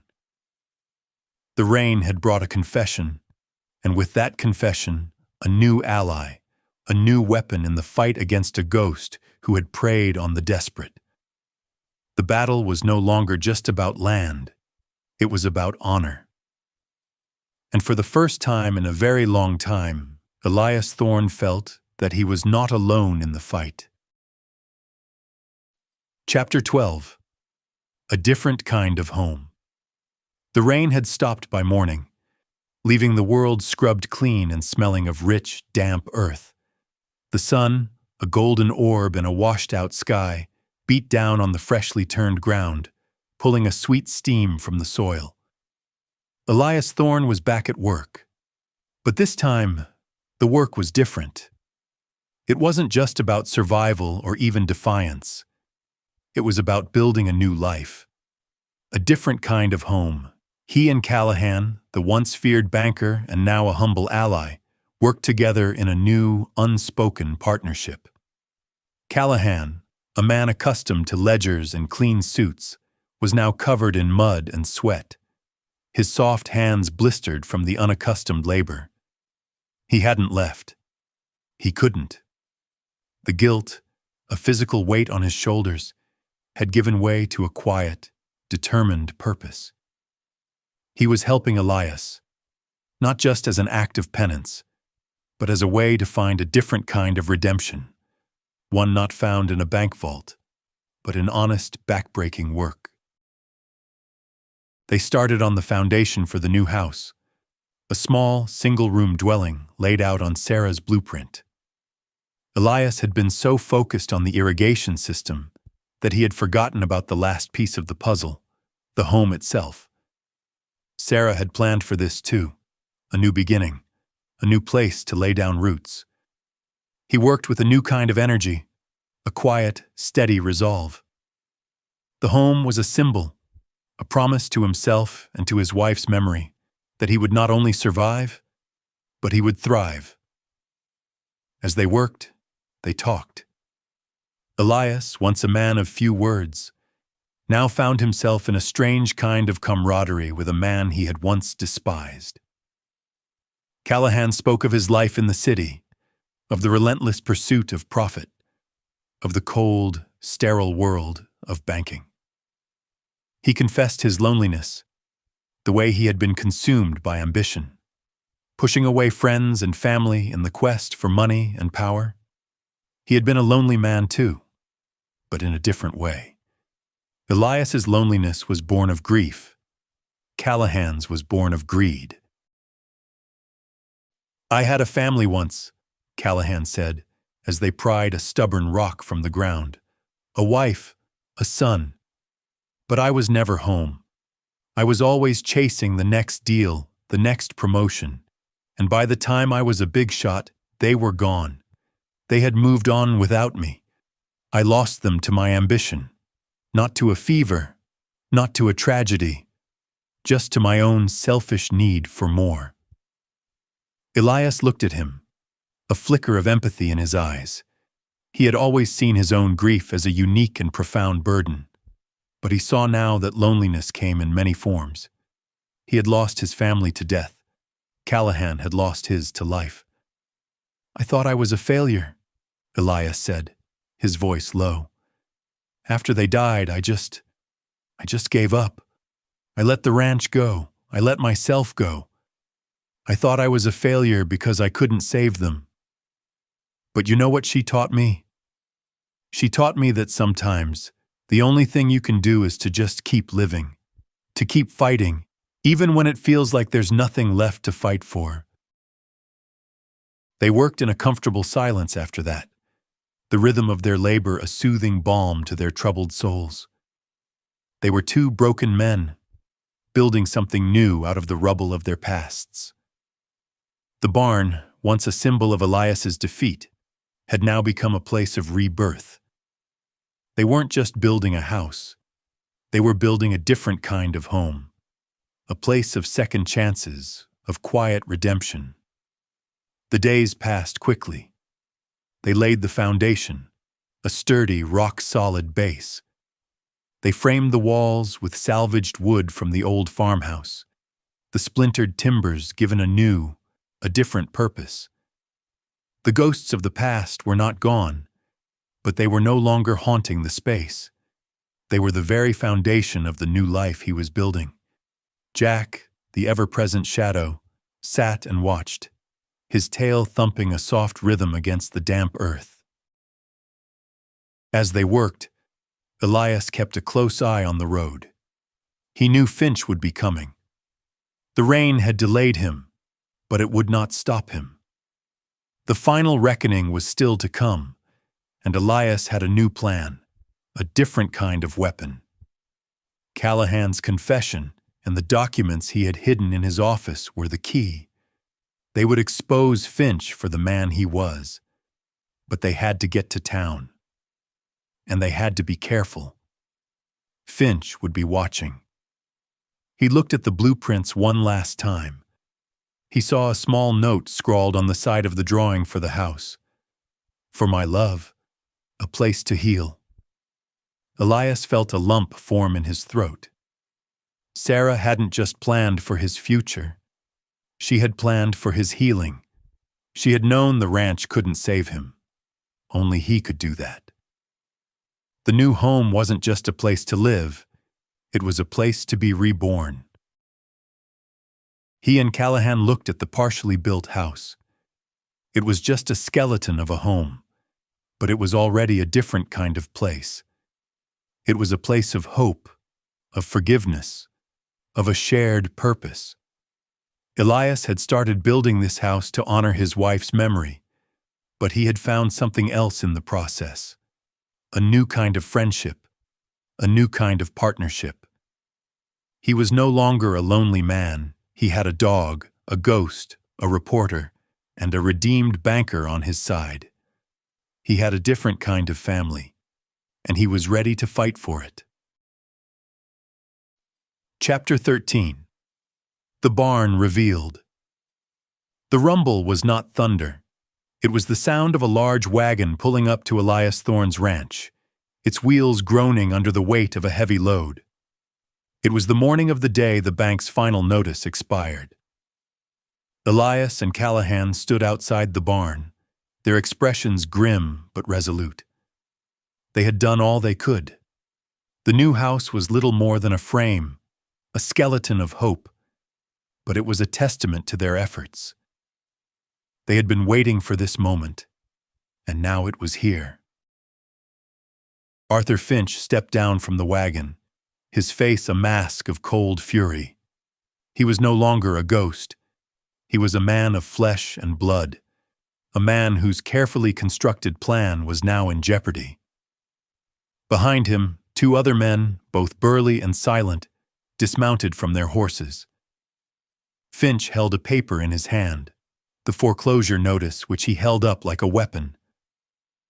"Mr. Thorne," he said, his voice as sharp as glass, "the bank has come to finalize the foreclosure. The property is ours.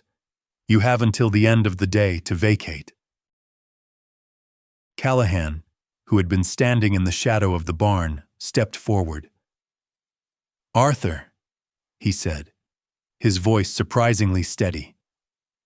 "Stop this. It's not right. This man is not a failed rancher.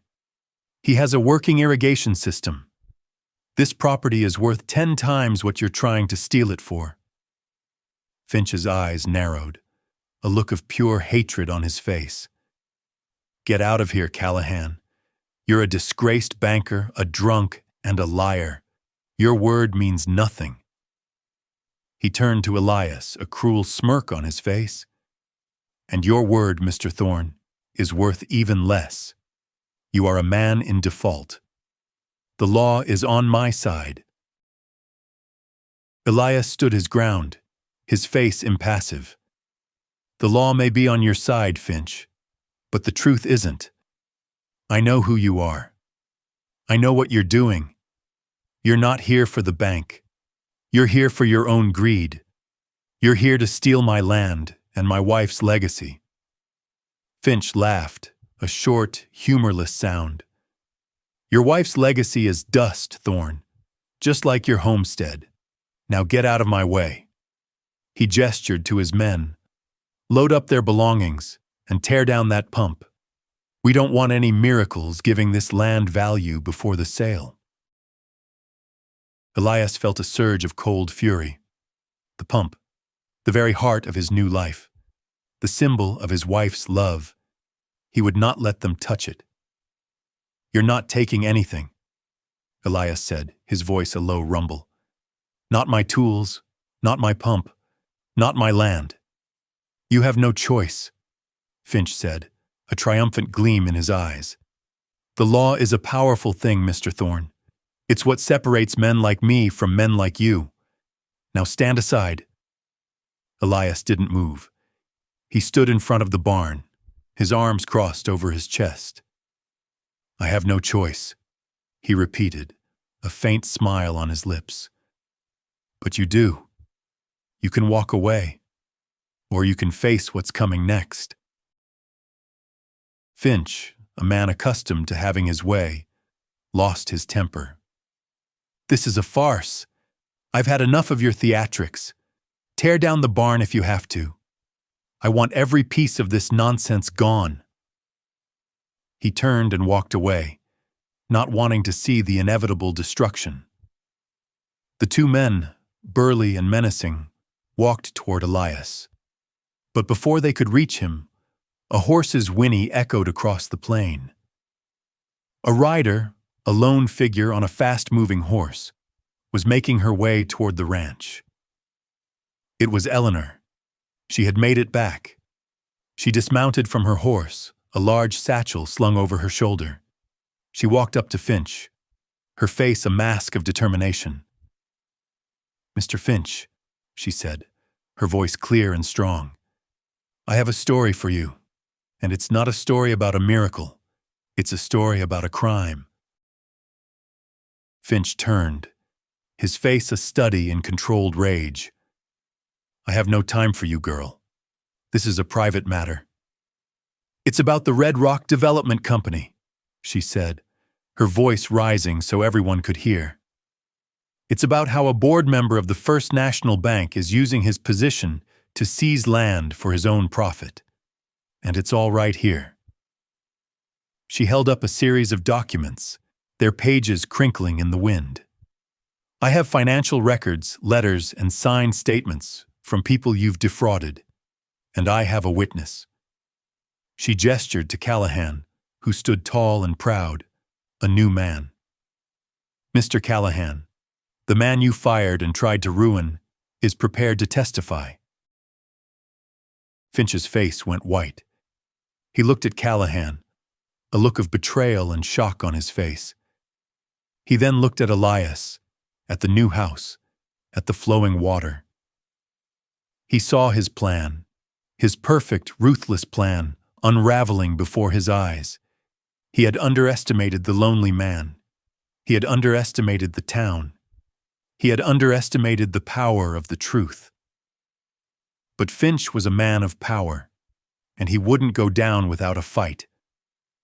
He took a step toward Elias, a sneer on his face. "You think these papers mean anything? You think a few witnesses will stop me? I'll have you all in jail. I have more money than you'll ever see, Thorne. You can't fight the law." "Maybe not the law," Elias said, a quiet dignity in his voice. "But I can fight you. You came here to steal from me. But you didn't just come to a ranch. You came to my home, and my home has a secret." He gestured to the barn. Finch's eyes narrowed in confusion. He saw only a dilapidated old building. "What are you talking about?" "This isn't just a barn," Elias said, his voice filled with a profound and quiet pride. "It's where I live. It's where I work. It's where I rebuilt my life. And it's where I found out a new truth. That a home is not just wood and stone. It's built of memories and of love. And it's built of what you leave behind for the people you love. You built your life on greed, Finch. I built mine on the legacy of a good woman. And I'm going to show the world what she built." He walked over to a heavy wooden pallet leaning against the side of the barn. He and Callahan had spent the last day carefully covering it with a tarp, hiding it from view. He took a corner of the tarp and pulled it back, a dramatic, final act. The sight that was revealed was not a secret treasure chest, not a hidden stash of gold, but something far more valuable. The inside of the barn was a workshop of incredible ingenuity. The forge, the new tools, the hand-cranked pump, the detailed blueprints of the irrigation system, all laid out for all to see. And in the center of it all, a small, intricate model of the new house, a perfect, scaled-down version of the home he was building. A monument to his love for his wife and for a new future. The bankmen, the reporter, and even Finch himself stood in stunned silence, a sight they had never imagined. The lonely man's secret was no longer a secret. It was a revelation. It was a new beginning. Chapter 14. A Town Stunned. The silence that followed Elias Thorne's revelation was more profound than any noise could have been. It was the silence of a town stunned, of a plan undone, of a secret laid bare. The two men who had come with Finch, hardened by their work, stared at the display with a mix of awe and confusion. They were not just seeing a collection of tools, they were seeing a man's life, a man's hope, a man's defiance laid out before them. The barn, which had once seemed like a symbol of poverty, now seemed like a monument to human ingenuity. Arthur Finch, the master of manipulation, stood frozen, his face a mask of disbelief. His eyes darted from the working pump to the blueprints to the small, perfect model of the house. He had come here to take what he thought was a worthless piece of land, but he had found something he couldn't comprehend, a man who had built a miracle from nothing. He had seen the land's value in a ledger, in a financial report, but he had never seen its true value, its human value. "What is this?" Finch stammered, his voice thin and shaky. This is impossible. Where did you get the plans for this?" Elias looked at him, a quiet triumph in his gaze. From a woman who knew that hope was worth more than a number on a page. From a woman who saw the future in the dust. He walked over to the model of the house, his hand gently tracing the miniature roof. "She built a future for me, Finch. I just had to have the courage to build it myself." Eleanor, seeing her opening, stepped forward. "Mr. Finch, I have documentation here. I have a signed affidavit from Mr. Callahan. I have proof that you falsified records. I have a report from the bank's own internal auditors that shows your company's involvement. This isn't just about a foreclosure. This is about fraud. This is a story that will not only run in the Billings Chronicle, but in every newspaper that cares about the truth." Finch's face was a mixture of fear and rage. He looked at the gathered group, at Elias, at Callahan, at Eleanor, and he knew he was defeated. His carefully constructed web of lies had been torn apart by a lonely rancher and a woman with a pen. He had no control here. He had no power. He was just a man. He turned and, without a word, walked back to his wagon. He mounted his horse, his movements jerky and hurried, and he rode off, leaving his two hired men behind. They looked at each other, a silent conversation passing between them. They were just workers, men who had been paid to do a job. They had been hired to tear down a life, but they had just witnessed a man build one. They turned and followed their boss, a silent retreat, a recognition of their own defeat. The dust from their wagon lingered in the air, a final fading reminder of the shadow that had passed over the land. And then, there was just Elias, standing in the middle of his ranch, his head held high, and the sound of the pump humming a quiet song of victory. The town, hearing the commotion, had begun to gather. Men and women on horseback, in wagons and on foot, had come to see the showdown. They had stood a distance away, watching in silence. But now, they began to move closer, their faces filled with a new kind of respect. Walter, his neighbor, was the first to approach. "Elias," he said, his voice a low rumble, "you did it. You really did it. You showed them." Elias didn't say anything. He just looked at the old man, a faint smile on his lips. He hadn't done it alone. He had had a partner, a silent partner. He had had a ghost on his side. One by one, the townspeople began to walk into the barn. They looked at the pump, at the blueprints, at the detailed model of the house. They saw the work of a man who had been called a madman, a man who had been counted out. They saw a man who had fought for his land, for his wife's legacy, for his very soul. They saw a hero. Eleanor, her eyes shining with tears, walked up to him. "Elias," she said, her voice soft. "This is not just a story. This is a legend. You've given this town more than a water source. You've given them hope. You've given them a reason to believe in something again." He looked at her, at the kind, intelligent face of a woman who had fought for him, who had believed in him, even when he had given up on himself. "It was never just about me, Eleanor," he said. "It was always about her." He gestured to the open blueprint, to the elegant S at the bottom of the page. "She's the one who had the vision. I was just the one who had to build it." Callahan, still standing by the barn, looked at Elias. The shame was gone from his face, replaced by a quiet dignity. He had been a man without a home, a man without a future, a man consumed by guilt. But he had been given a second chance, a second life, in a small, dusty barn in the middle of nowhere. He had a new purpose, a new kind of wealth. He had his honor back. The townspeople lingered, their low murmurs a symphony of respect and admiration. They looked at the man who had lived in a barn with his dog, a man they had all but forgotten. But now they saw him. They saw his strength, his resilience, his unyielding love for a woman he had lost.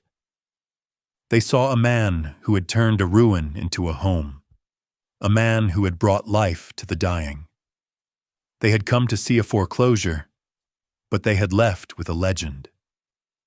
And as the sun began to set, painting the sky in a final fiery show of defiance, Elias Thorne stood in the middle of his ranch, a new man, a man with a new purpose, a man who had finally and truly come home. Chapter 15. A New Legacy. The town of Redemption had a new purpose, and its name was Elias Thorne. The story of his defiance, of his wife's secret plans, and of the ghost of a banker being brought down by the truth, had spread far beyond the pages of the Billings Chronicle. It was a story of hope in a hopeless time, a story that resonated with every man and woman who had ever felt the cold, unfeeling hand of a greedy system. Elias was no longer a recluse. The townsfolk, once distant and quiet, now came to his ranch with offers of help. They came not for profit, but for a different kind of currency: friendship. A carpenter from town, a gruff but good-hearted man named Frank, came with his own tools and offered to help him build the new house. Another rancher, a young man named Tom, came with his team of horses and offered to plow the fields. A group of women came with food, bringing fresh baked bread and meat stews, nourishing his body and his soul in a way he hadn't felt in years. Elias had a crew, a community, a new kind of family. He no longer worked alone. He worked with a quiet, steady rhythm, but now he worked with the laughter of his new friends and the sound of their easy conversation filling the air. He had a new purpose, a new identity. He was no longer a lonely man. He was a leader. Callahan, the disgraced banker, was his most devoted partner. He worked with a fierce, almost desperate energy, as if the physical labor was a way to scrub the shame from his soul. He had sent the documents to Eleanor, who in turn had delivered them to the newspaper, and the story had been picked up by a dozen other papers. The First National Bank of Billings was facing a scandal of epic proportions, and Arthur Finch, the man who had been a ghost, was now a very public and very disgraced figure. His company was being investigated, his assets were being frozen, and his reputation was in tatters. He was a man who had tried to build a kingdom on a foundation of lies, and his kingdom was now crumbling to dust. As they worked, Elias and Callahan talked. The conversations were no longer about guilt and redemption, but about the future. They spoke of the ranch, of the crops they would plant, of the cattle they would raise. Callahan, a man who had only ever dealt in numbers, now spoke with a quiet passion about the feel of the earth in his hands, about the satisfaction of a day's honest work. He had found a new kind of wealth, a kind that couldn't be measured in a ledger. He had found a new life, and he was grateful for it. The new house began to take shape. It was a simple one-room dwelling, but it was sturdy and strong. The wood, reclaimed from the old farmhouse, had a different purpose. The windows, once shattered and empty, were now whole and clean, letting in the golden light of the Montana sun. Elias had not just built a house, he had built a monument to his wife's love, to her foresight, to her unwavering belief in him. One afternoon, as the sun began to set, casting long, fiery shadows across the field, Elias stood and looked at his work. The new house stood proud, a symbol of a new beginning. The fields were green with the first shoots of winter wheat, a promise of a harvest to come. The pump, a crude but powerful contraption, hummed with a quiet song of life. He looked at the barn, the place that had been his home for so long, and felt a quiet gratitude. The barn was no longer a place of defeat. It was a place of triumph. It was where he had faced his demons, where he had found his purpose, where he had built a new life. He walked over to the door of the barn and looked inside. The blueprints were gone, carefully filed away in a box. The tools, a mix of old and new, were hung neatly on the walls. The cot where he had slept was still in the hayloft, but it felt less like a bed and more like a memory. The barn was still a place of work, but it was also a place of history. It was the place where a lonely rancher had moved in with his dog and had built a secret that had stunned a town. He heard a low sound and looked down. Jack, his faithful companion, sat at his feet, his tail thumping a soft rhythm against the dirt. Elias knelt down and ran a hand over the dog's head, his heart filled with a profound sense of peace. He was no longer a man alone. He had a community, a new home, and a legacy to build. He had lost everything, but in the end, he had found something far more valuable. He had found himself. The town, the ranch, the man, they were all a testament to a quiet, unassuming woman who had had a vision. She had seen the future in the dust, and she had given a lonely man a reason to live, a reason to fight. Her legacy was not just in the flowing water or the green fields. Her legacy was in the heart of a man who had learned to love again, to hope again, to live again. The lonely rancher was no longer lonely, and the secret of the barn was no longer a secret. It was a legend. Chapter 16. The sunrise of tomorrow. The dawn came, as it always did, with a quiet promise. But this morning, for Elias Thorne, the promise was different. It wasn't the grim promise of another day of endless struggle. It was the promise of a new life, a life built not on loss, but on a new kind of wealth. He stood on the porch of his new house, a cup of coffee in his hand, and watched the sun rise over the Montana plains.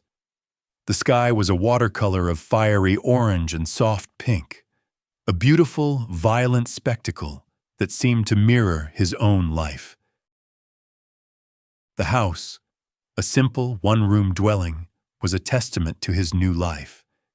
It had a sturdy roof, a small metal stove, and a single window that looked out over the fields. It was a home, not just a shelter.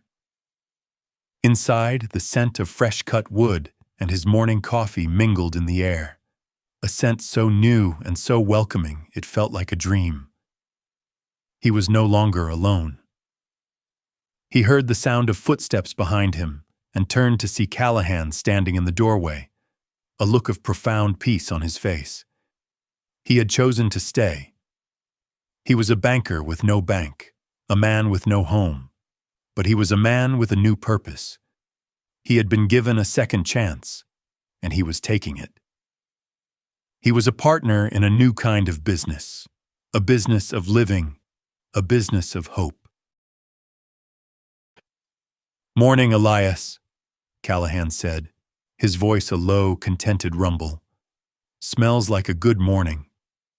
"It is," Elias said, a faint smile on his lips. He looked out at the fields. The new shoots of wheat were a vibrant green, a living testament to the water and the hard work that had gone into them.